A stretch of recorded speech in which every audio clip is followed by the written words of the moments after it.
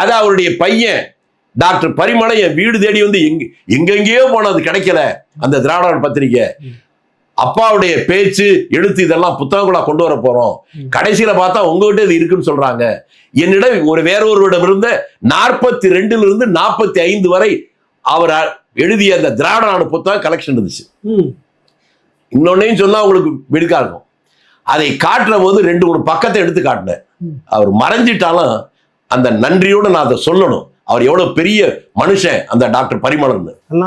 அவர் என்ன சொன்னார்னா, ஒரு தலையங்கத்தை காட்டோடனே அப்படி கண் கலங்கி அழுதுட்டார். அவர் மனைவி வந்திருந்தாங்க. என்னங்க என்ன அப்பாவா இப்படி எல்லாம் எழுதியிருக்கிறாரு. என்னன்னா, காந்தியடிகள் ஒரு உண்ணாவிரதம் இருக்கிறார். அதை கண்டிச்சு இவர் ஒரு தலையங்கம் எழுதுறாரு. தலையங்கத்தினுடைய தலைப்பு ஆத்ம சக்தியும் 6 டாக்டர்களும். காந்தியடிகள் உண்ணாவிரதம் இருக்கிறார். 7 லோகமும் கிடுகிடுத்து போயிருக்கிறது. இது ஆரம்பம். முடிகிற போது கடைசி வரை சொன்னா உங்களுக்கு கேட்ட மாதிரி தெரியும்.